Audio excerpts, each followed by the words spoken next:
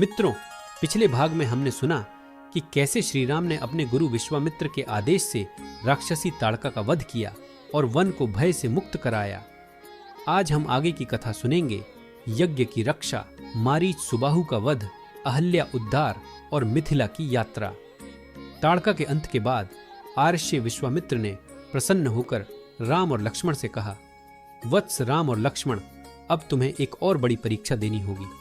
मैं एक महान यज्ञ कर रहा हूं जो देवताओं को प्रसन्न कर धर्म की रक्षा के लिए है। परंतु हर बार जब यज्ञ प्रारंभ होता है, राक्षस मारीच और सुबाहु अपने दल के साथ आकर आहुति को नष्ट कर देते हैं। वे हवन कुंड में डाली गई सामग्री पर मांस और रक्त फेंकते हैं। ऋषियों की तपस्या विफल हो जाती है। अब समय आ गया है कि तुम इनका अंत कर इस यज्ञ को सफल बनाओ। राम और लक्ष्मण ने प्रणाम कर उत्तर दिया, गुरुदेव, आपका आदेश ही हमारे लिए धर्म है। हम अपने प्राणों की आहुति दे देंगे, पर यज्ञ में कोई विघ्न नहीं आने देंगे। यज्ञ प्रारंभ हुआ। आकाश में वेद मंत्र गूंज रहे थे। अग्नि की लपटें ऊंचाई तक उठ रही थीं। ऋषि श्रद्धा से आहुति दे रहे थे। तभी आकाश में भयानक शोर मचा। बादल घिर आए, बिजली कड़कने लगी, वायु वेग से चलने लगी और वातावरण में राक्षसी हंसी गूंज उठी। मारीच और सुबाहु अपने राक्षस दल के साथ प्रकट हुए। मारीच ने क्रूर हंसी के साथ कहा, विश्वामित्र, कितनी बार कहा कि यज्ञ मत किया करो, अब देखो इस अग्नि को राख में बदल दूंगा। सभा में भय छा गया, किंतु राम शांत खड़े रहे। उन्होंने अपने धनुष पर एक दिव्य बाण चढ़ाया और मारीच की ओर चलाया। वह बाण इतनी शक्ति से लगा कि मारीच दूर समुद्र पार जाकर गिरा। वह जीवित तो बच गया, पर भयभीत होकर भाग खड़ा हुआ। सुबाहु और अधिक क्रोधित हुआ। उसने आकाश से रक्त और मांस बरसाना शुरू किया। राम ने अग्निबाण निकाला और सीधे सुबाहु के हृदय में मारा। सुबाहु वहीं भूमि पर गिर पड़ा और उसका अंत हो गया। लक्ष्मण ने भी अपने बाणों से अन्य राक्षसों का संहार किया। कुछ ही क्षणों में पूरा वन राक्षस मुक्त हो गया। ऋषि प्रसन्न होकर उछल पड़े। जय श्री राम, जय लक्ष्मण की ध्वनि से वातावरण गूंज उठा। विश्वामित्र ने हृदय से आशीर्वाद दिया, वत्स राम और लक्ष्मण, तुमने आज धर्म की रक्षा की है। तुम्हारा यश तीनों लोकों में गाया जाएगा। अब यात्रा आगे बढ़ी। विश्वामित्र उन्हें मिथिला ले जा रहे थे। मार्ग में वे गौतम ऋषि के आश्रम पहुंचे। वहां का दृश्य अजीब था।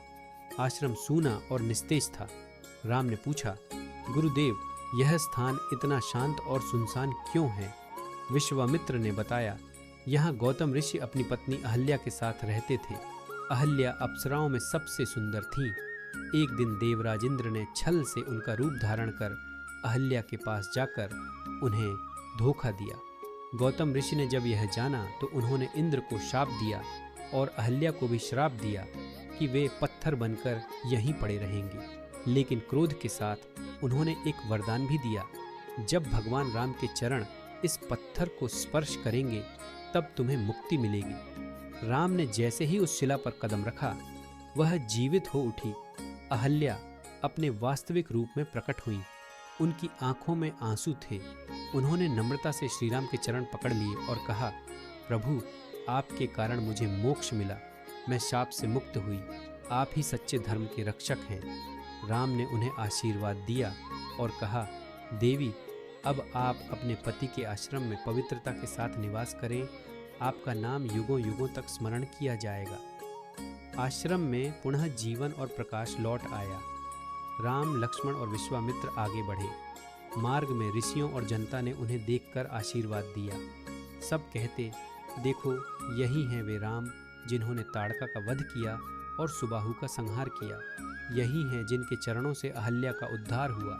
धीरे धीरे वे मिथिला नगरी की ओर बढ़े। मिथिला का राजमहल भव्य और विशाल था। वहाँ धर्मात्मा राजा जनक राज्य करते थे। उन्होंने एक विशाल यज्ञ और अपनी कन्या सीता का स्वयंवर आयोजित किया था।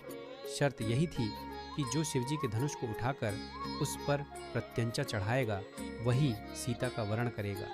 राम और लक्ष्मण को अभी इस परीक्षा का आभास नहीं था, लेकिन उनके जीवन का सबसे पवित्र क्षण अब आने ही वाला था। मित्रों, आज हमने सुना मारीच और सुबाहु का संहार और यज्ञ की रक्षा, अहल्या का उद्धार और मिथिला की ओर यात्रा। अगले भाग में हम सुनेंगे मिथिला का स्वयंवर, शिव धनुष भंग और राम सीता का मिलन। धन्यवाद।